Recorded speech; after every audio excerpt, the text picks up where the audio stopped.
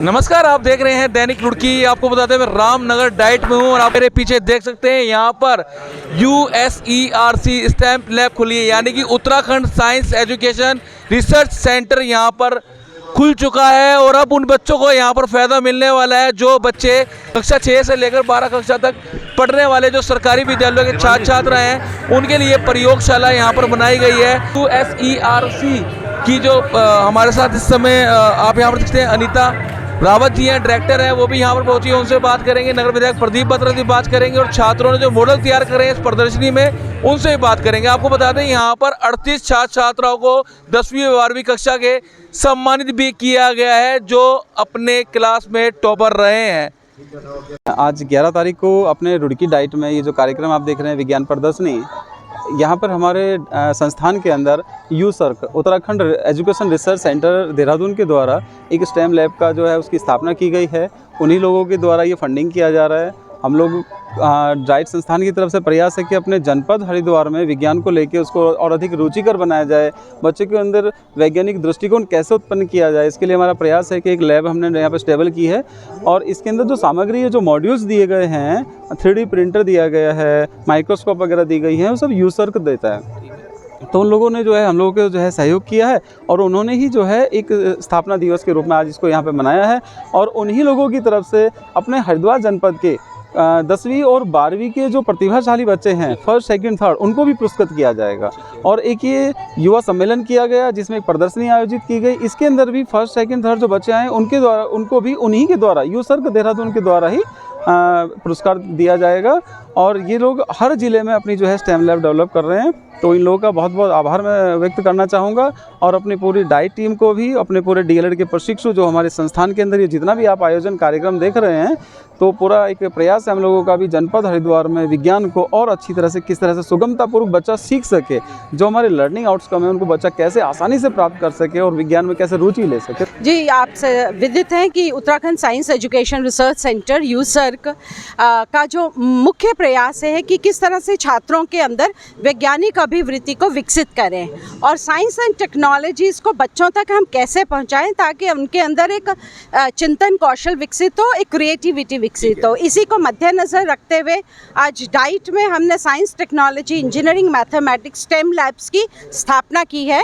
और उसका उद्देश्य यही है कि जिस तरह से डाइट में टीचर्स को ट्रेन किया जाता है और इसी ट्रेनिंग से यही टीचर्स जब यहाँ से सीख कर जाएंगे कंसेप्चुअली और नई चीज़ों से, टेक्नोलॉजी से अपने आप को जानेंगे और इसी को वो फिर स्टूडेंट्स के साथ कैसे शेयर करेंगे। ये प्रयास हमारा रहा है कि डाइट में इसी उद्देश्य को लेकर आपके माध्यम से ये अवश्य कहना चाहूँगी कि प्रदेश के जितने भी छात्र हैं, जितने भी विद्यालय हैं और जहाँ हम स्टेम लैब स्थापित करते हैं, वहाँ हमारा सबसे पहले शर्त, कंडीशन यही रखते हैं कि आप अपने दरवाजे प्रदेश के सभी बच्चों के लिए खोलेंगे।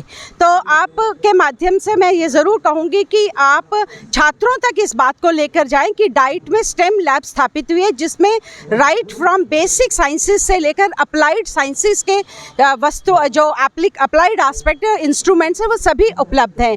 चाहे वो 3D प्रिंटर्स हो, चाहे वो रोबोटिक्स की बात हो, चाहे वो ड्रोन टेक्नोलॉजी की बात हो या अन्य कितने सारे ऐसे एक्सपेरिमेंटल वेज से हमने चीज़ों को रखा है यहाँ पर जिसका लाभ हमारे बच्चे ले पाएंगे। आप ये जानते हैं कि हमारे जो छात्र हैं कभी कभी वो किसी वजह से या तो संसाधन नहीं है या उन संसाधनों तक उनकी पहुँच नहीं है, तो उन छात्रों के लिए हमने एक ऐसी व्यवस्था प्रारंभ की है कि बच्चे साइंस से जुड़े हुए कोई भी कॉन्सेप्ट्स हों जो अपनी कक्षा 8 से लेकर कक्षा 12 तक पढ़ते हैं, उन सभी कॉन्सेप्चुअल्स पे आधारित ये लैब हमने यहाँ स्थापित की है। और छात्र इस लैब का व्यवस्था के साथ उनसे बातचीत करके, एक समन्वय करके इस लैब का उपयोग कर सकते हैं। दूसरा एक जो बहुत मुख्य आज हम यहाँ पर उपस्थित हैं आप सबके साथ, हमारा उद्देश्य रहा है कि हर जिले में प्रति वर्ष हम उन मेधावी छात्रों को सम्मानित करते हैं जिन्होंने 10th और 12th की कक्षा में मेरिट में स्थान प्राप्त किया है। और इस बार हम ब्लॉक लेवल तक गए हैं। ये हमारा चौथा बाल युवा समागम है जिसमें हमने 10th के और 12th के right from the block level से लेकर और जनपद लेवल तक के छात्रों को सम्मानित किया है। डाइट कैंपस में आज आयोजित USERC द्वारा स्टेम लैब और लाइब्रेरी के उद्घाटन में प्रतिभाग करने का मुझे अवसर प्राप्त हुआ और यहाँ के प्राचार्य डंगवाल जी और यहाँ पे डायरेक्टर रीता रावत जी हमारे साथ थी और सभी बच्चों ने बहुत अच्छी एग्जीबिशन यहाँ पर लगाई, बहुत अच्छे मॉडल्स बनाए।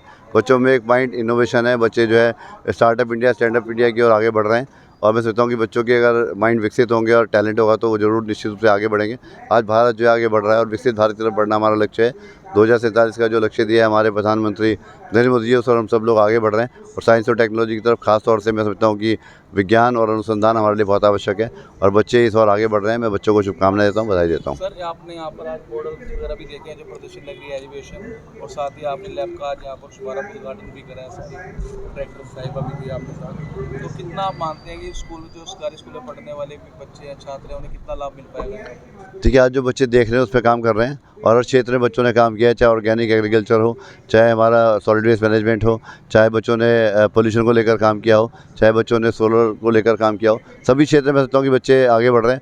जिस चीज़ में बच्चे आगे बढ़ रहे हैं और उसी चीज़ में बच्चे मार्क्स कर रहे हैं अपने, यही मेरा बच्चों से कहना है कि बच्चे उस क्षेत्र के लीडर बने और मैं समझता हूँ कि बच्चे अगर एक क्षेत्र को लेकर चलेंगे, एक चीज़ को लेकर चलेंगे तो निश्चित रूप से अपना गोल जो है अचीव करेंगे और आने वाले समय में सफल होंगे। एक मिनट से थोड़ा